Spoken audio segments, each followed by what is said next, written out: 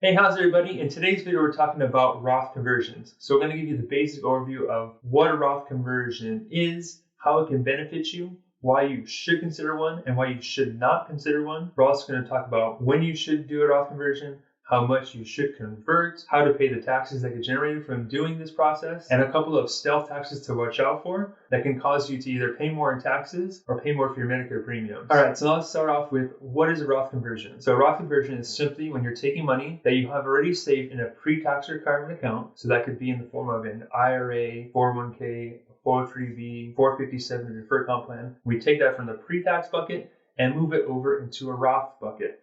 So again, Roth is an after-tax account. Taxes that we paid before the money goes in, and that point forward it goes tax-free. Under the current law, conversions can happen at any time. There is no age limits, there are no income requirements, and there is no cap on how much you can convert. So if you had a $500,000 sitting in a 401k and you're like, hey, I want to convert it all at once, you could do that, but you might be surprised by the tax bill. So when you do this process, anytime you take money off of your pre-tax accounts, it triggers taxes. So when you move it over, it is a taxable event, and you get taxed at your ordinary income rates. So if you take out too much, you could potentially bump yourself up into a higher tax bracket. So it's important to look at where you are tax-wise before making this transaction. And it's even better if you work with a financial advisor or CPA before triggering this. So now let's talk about why you should consider doing one. So some people have a hard time understanding why they want to convert to a Roth and what the benefits are, and if it's worth paying the taxes now. After all, who wants to pay the IRS any sooner than they have to? So the real reason why you convert now is you have to realize that your pre-tax accounts are a growing tax liability for you. So many people consider themselves debt-free, but they don't understand that their 401k or their Plan 3 account still has an IRS tax liability on them. So for example,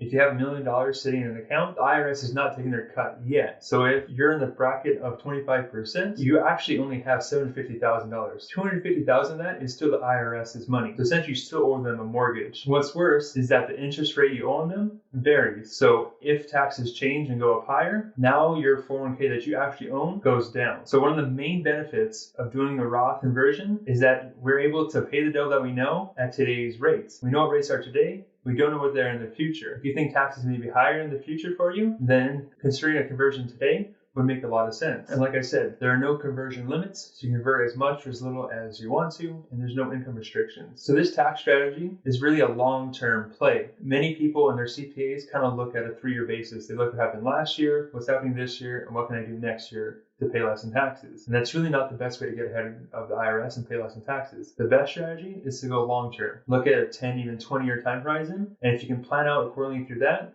you stand a much better chance of winning when it comes to paying less in taxes. So a conversion is going to take some time for you to reap the benefits of it. And the main benefit, like I said, is once the money is converted into the Roth, any growth you get from that point forward is 100% tax-free. Now, the other reason you would consider doing a Roth conversion is if you have plans to leave this money to kids. So under the current tax law that changed last year, the stretch IRA is essentially gone. So any person that's a non-spouse that inherits assets on a pre-tax basis has to take the distributions within 10 years. So if you have kids you're going to pass retirement assets onto, it's probably one of the worst things you can do, strictly from a tax standpoint. Because if you think about it, when most kids inherit their parents' wealth, they're in their 50s or in 60s, and they're in their peak earning years, which means they're also in their highest tax bracket. If all of a sudden they get a $500,000 inheritance, and now they have to start pulling $50,000 per year, it's going to kill them in taxes, and the IRS is going to make a lot of money on that. If your child inherits a Roth account, they can get that money completely tax-free. There is no requirement to make tax payments because you already paid them for them. So if you want to leave the money behind to some kind of charity organization, they can typically inherit that money without owing any taxes to the IRS because they're a nonprofit. So there's no reason for you to go ahead and pay the IRS if you're just going to donate the money to charity anyways, because not only will you pay more in taxes, but that charity organization is going to get a lot less from you. So that's one reason why Roth conversions wouldn't make sense. The second is if you think taxes are going down. So for example, if you're working and you're in the 28, 32% bracket and you're like, hey, in the future I'm going to be in the 12 or 22, 25% bracket. In that case, it may make sense to not do Roth conversion today. Doesn't mean it's off the table completely. This is an annual tax strategy that should be revisited every single year to see if it makes sense or not. So now let's talk about how much you should convert. So when doing a Roth conversion, remember that it is a taxable event. So if you convert too much, we're jumping brackets. Now that may or may not be the best case scenario. So the easiest way to know how much to convert is to look at last year's tax return, the current tax year, and kind of see what bracket you're looking to be in. And then you can see how much room you have before you jump brackets. So if you want to go from the 12 to the 22% bracket, you can kind of fill it 12% bracket to make the most use of it. Now, if you go over, it's not the end of the world because we have a marginal tax system. So if we are off on our year estimate and you do tip into the 22% bracket by $1,000, only $1,000 is taxed at 22%. The rest got taxed at the 12% level. So while you want to make your estimates as close as possible,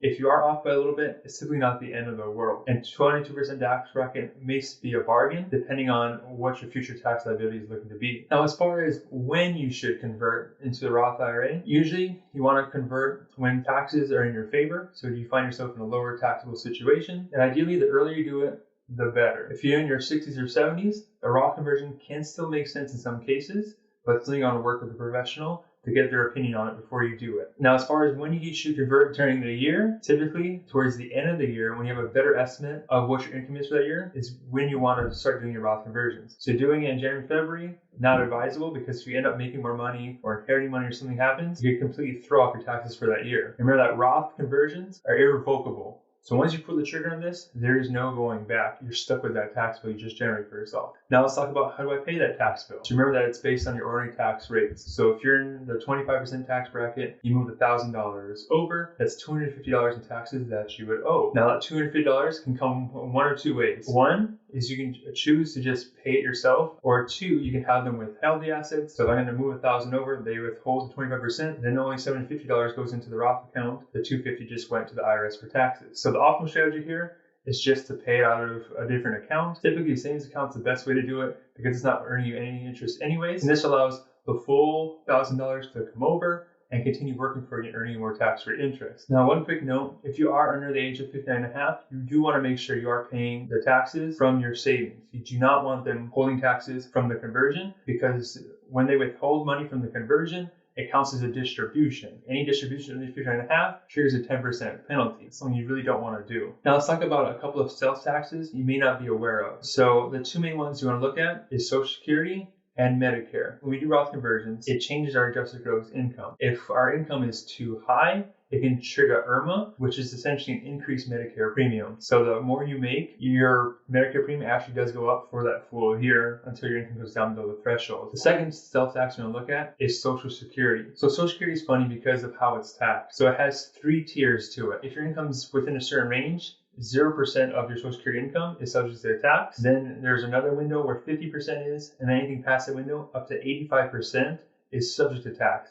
So it's not your tax rate, that's how much of your benefit is subject to your ordinary tax rate. So if you're in that middle bubble there, in the 50% bracket, half your income from Social Security is going to be tax-free. The other half is taxable, and you'll pay taxes at your ordinary rate, whether it be 12, 22, or whatever rate you're in. So the reason you want to watch for this is because when our income goes up after we collect Social Security, it causes more of our Social Security benefit to fall into that third tier. Now more of it is subject to taxes. Right, so that's kind of the basics of what a Roth conversion is and how it all works. It's one thing to go out and learn about this stuff. It's another thing to actually apply it to yourself. Knowledge without applying it really doesn't mean a whole lot. So this is a strategy you want to implement for yourself. It's best to consult with an advisor, a CPA, ideally both, so they can coordinate together and make sure you're well taken care of, and none of these mistakes or stealth taxes get triggered. Now, if you're interested in learning more about taxes and how they can affect you in the future, check out my free masterclass in the description below. I'll see you guys next week. Remember that your future depends on what you do today.